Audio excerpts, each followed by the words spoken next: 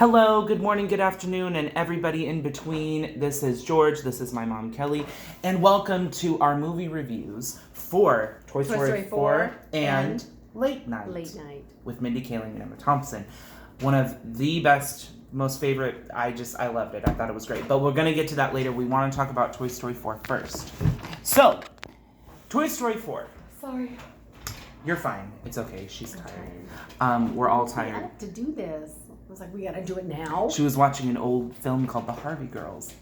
But I really did want to do a movie review with you because I think you have great opinions on it. It was good. Yeah. Well, go ahead. Say what you thought about Toy Story 4.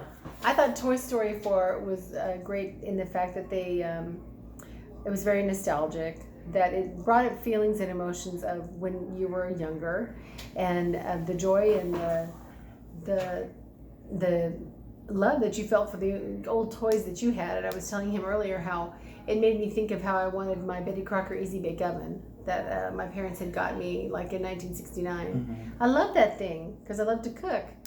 And anyway, I just was thinking about all those old toys I had and just how how bringing back those feelings of how when you're a child, toys love you unconditionally. Yeah.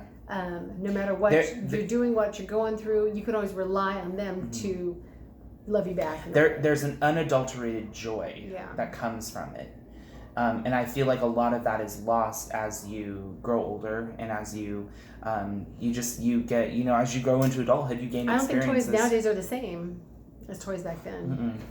Everything's electronic and video games, and those things aren't tangible in a way that older toys are, like dolls and trucks and even the guy, what was his name? Canadian Keanu Reeves played him. A character in Toy Story 4. He's Canada's best stunt man. He's played by Keanu Reeves. They probably couldn't get the rights to Evel Knievel, so they got the Canadian guy or whatever. Probably. I don't know. He was a fabulous character, though. Very much Keanu Reeves in his element, just being the dashing action star that he is. You could really hear that when the stunt toy was speaking. You could hear that and how. Let's go forward. Yeah. No, but I mean that's what it was. It was pretty great.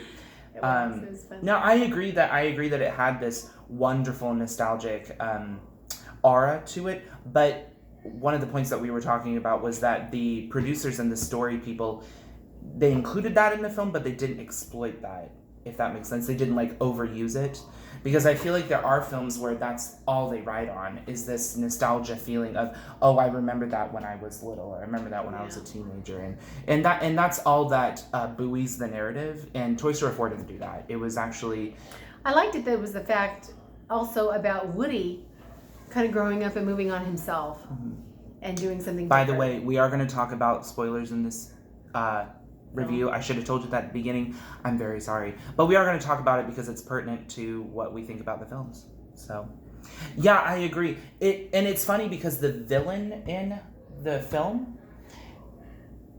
I loved how the driving force for her being there wasn't because the film needed a bad demonized villain. No, it was more about this change of mindset and this change of outlook that I feel like everybody really kind of has to go through. You have to take self-inventory really and decide what's better for you, what's better for your life. And that's kind of the journey that Woody goes through. One of the things that we mentioned yesterday was that a lot of the dialogue is given to Woody and to the other Bo Peep. Bo Peep, the other characters that he meets when Bonnie and their family go on this road trip.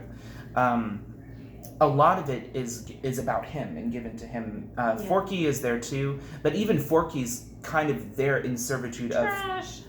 Oh, sorry. Well, he's kind of there to push along Woody's storyline. Yeah. And so even characters like Jessie and Buzz, ones that we've loved since Toy Story and Toy Story 2, they weren't really given a ton of dialogue. No. But it was still really good. Yeah. I really liked it. I give it a solid 9.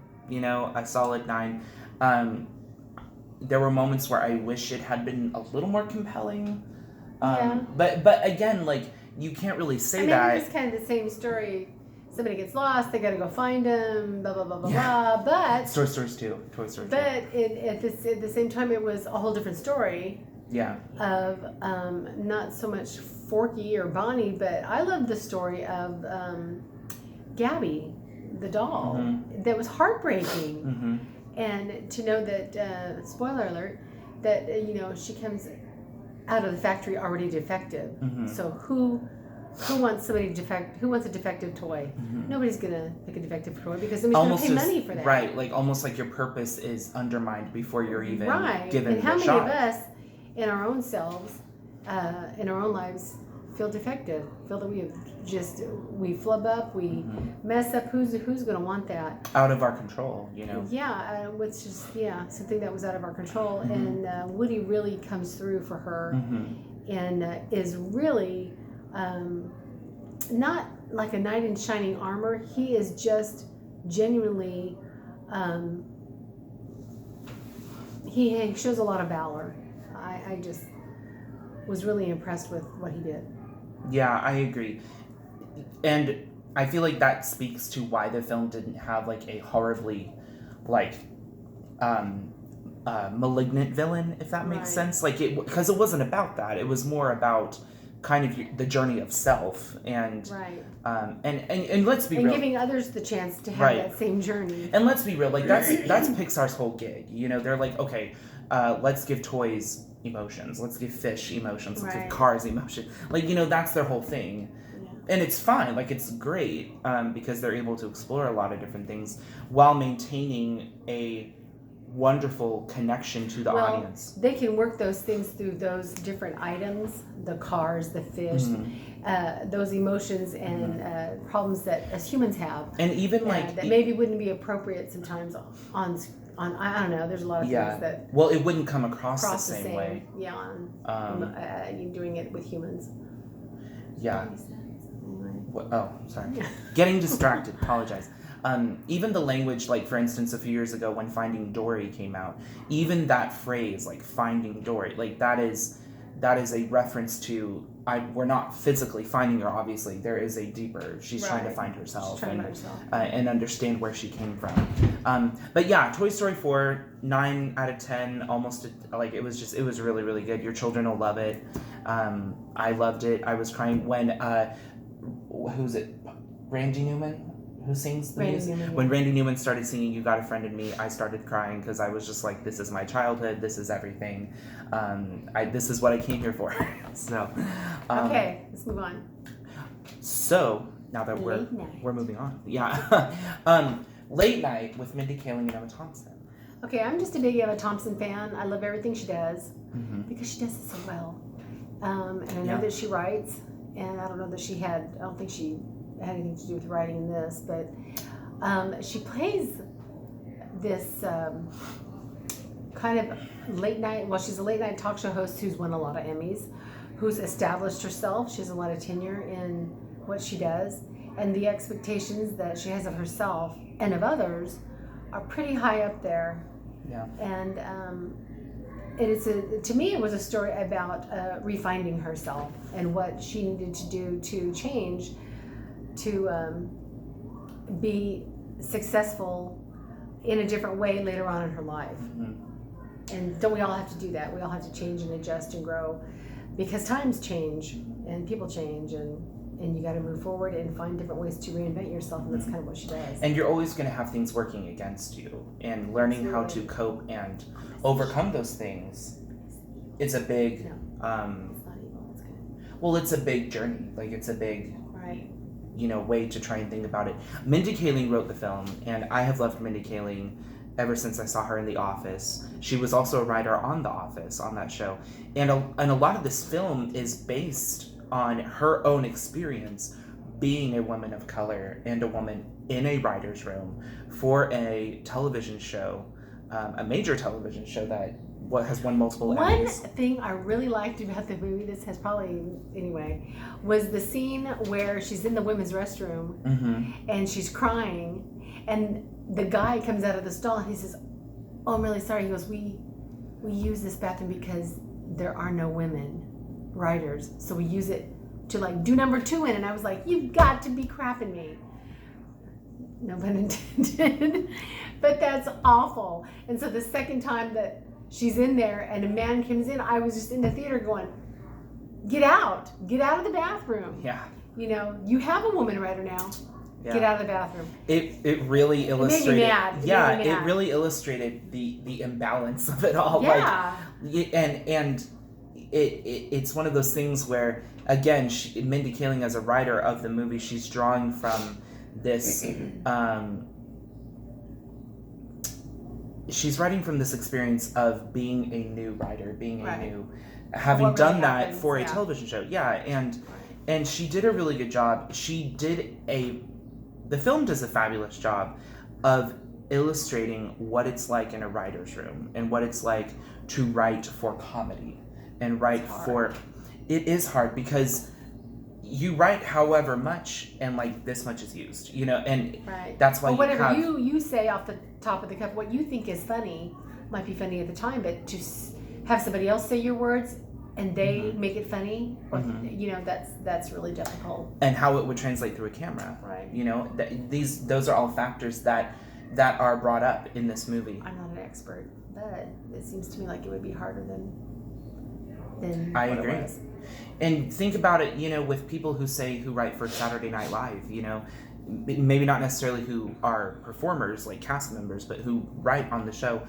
They aren't always necessarily like the funniest people per se. They're more so people who have worked the hardest and have proven that they have the ethics to hack it in a setting like that. So I thought that was really good. I think Emma Thompson, she's just gold in everything that she does. She did a wonderful job of balancing vulnerability and this hard exterior that this woman has. I was glad to see, what's his name? Dang it. The guy that... Who did he play? He was the one that, after 3 weeks, you know... Oh, Hugh Dancy. Hugh Dancy. I hadn't seen him in anything in a while, and I love him. He's better than... I think the last thing I remember seeing him in, and this is so sad, is Ella Enchanted. But...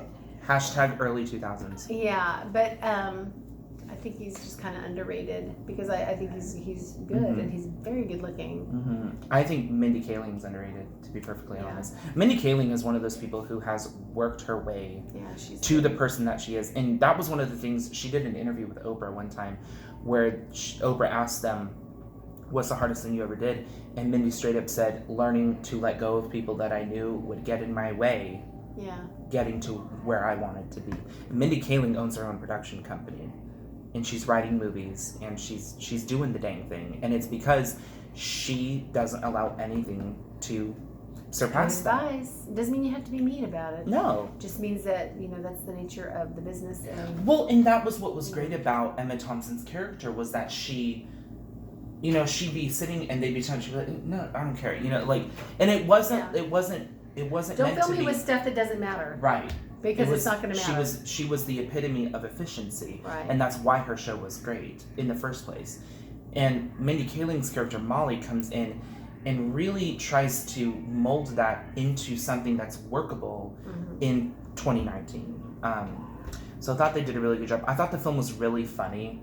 It was. There were moments where I was laughing out loud in the movie theater. There was only like 8 of us in there, but I was laughing out loud because there were moments where Mindy Kaling's character would say a joke or would make a comment, and it was comedy that I related to. And maybe that's just because I love like The Office and Parks and Recreation and stuff. But it was that type of like deadpan, matter-of-factly, almost borderline uncomfortable humor that's still like tasteful. But I loved that.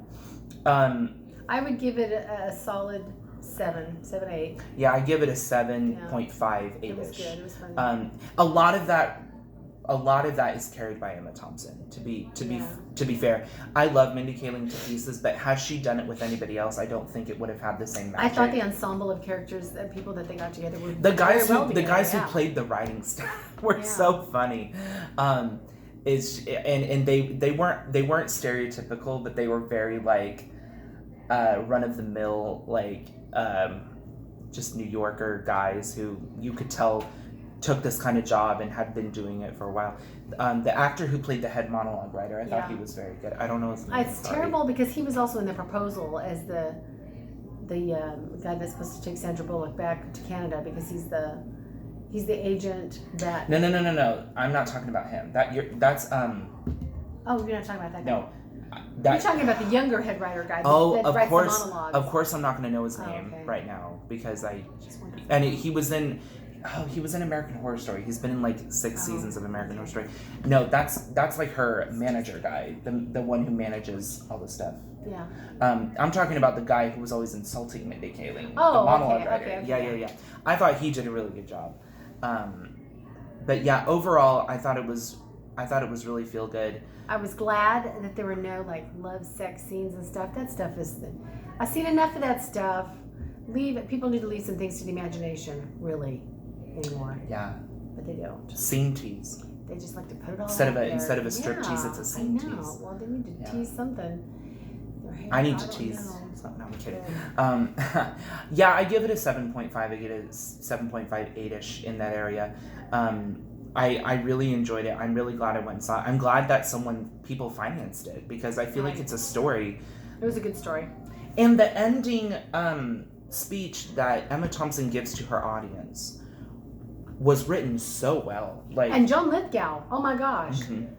Oh, that scene where they have their little heart-to-heart on the stage. Yeah. That was so reminiscent of the roots of what acting is and the roots of what performance is. Because even if you're a talk show host, you're not playing anything, but you're a host. Like, you're still performing. Right. You know, you watch Kimmel, Colbert, Fallon, Myers, all of them. They're still performing, and that's why they have those jobs, because they're good at it.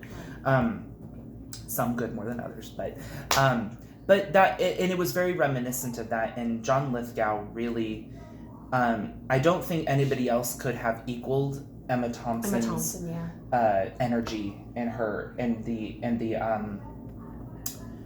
Well, he comes across as so soft and sincere, and just like a big old teddy bear. To her, kind of like, I've got to be her gruff, brass, like, tax, harsh. This is, because this is what I do and this is what you do, and he supported her no matter what. Right. And sometimes when you're in relationships or in marriage, it has to be that way for it to work. I love what she said to him. I don't want to give too much away, but I love how she said, I want to say that it didn't mean anything, but it did. It meant everything because it hurt you. Yeah. And I thought that was so wise and so powerful, because it does. It's true. Like, it didn't mean anything. To me, that it can be one of the most asinine phrases you can say. It's like, no, it did mean something because it hurt me, and because it caused me to lose trust and faith and hope, which is everything in a relationship. Right. And it's one of it. Really, the scene itself does a good job of posing this question of, do I forgive or do I continue? Because it can be such a no-brainer kind of decision to be like, well, I don't want to have anything to do with you. You know what I mean? Mm-hmm. But he says, I can't say that your one bad thing was any more... well, the good outweighed the one bad. All the good times that they had. Right, and it kind of begs that... He had left... Oh, sorry. No, you're fine. I wanted to try and explain that. I don't want to say it like it begs the question of, do I forgive them? It's almost like you hope that you're always in a position that you will forgive them. Yeah. And if you don't have that hope there, it's like, why try? Like, why even bother with it? Right. So, I think that's all we have to talk about. We talked about Toy Story 4 and Late Night, written by Mindy Kaling, starring Emma Thompson. We're going to go see Men in Black tonight. She's already seen it. I haven't seen it. I'm excited to watch it. If you enjoyed what we talked about in our commentary, thought we maybe kind of sort of knew what we were talking about, just like the video. You can subscribe, and hopefully I can make more videos as time goes on. But as Emma Thompson's character says in Late Night, We hope we've earned the What if we've earned the privilege of your ears or something? We hope we have earned the privilege of your time. Yes. All right, guys. Have a great day.